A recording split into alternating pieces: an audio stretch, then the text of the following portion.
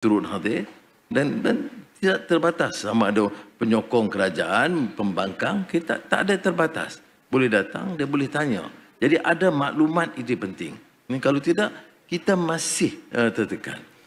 Saya tanya Presiden Umaru Guinea-Bissau, yang kita punya hubungan dengan dia paling minimal, hampir tidak ada.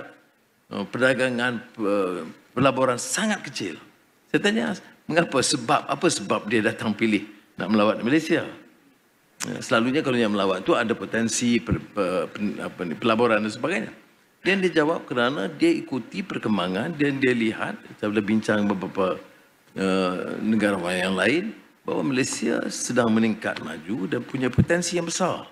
Dan dia mahu memanfaatkan sebagai negara yang relatif masih miskin di Afrika, Portuguese speaking, untuk bersama dan memanfaatkan pengalaman kita. Tuanku Sultan Brunei semalam berangkat pulang ke Brunei setelah dirawat, dan dia kata kepada saya sebagai seorang yang mempunyai pendedahan dan pengalaman dengan hampir pusat-pusat perubatan terbaik di dunia. Dia kata kepada saya, yang mana dia panggil, saya mesti sebut di sini bahawa saya sangat berpuas hati tentang mutu khidmat dan kecemerlangan dan kepakaran doktor-doktor kita di IJN.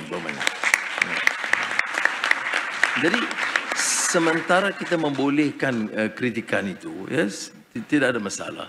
Tetapi sekurang-kurangnya kita akuilah kekuatan yang ada juga. Ya? Dan harus ada dorongan untuk menuntut dan memaksa kita berbuat sesuatu yang lebih baik.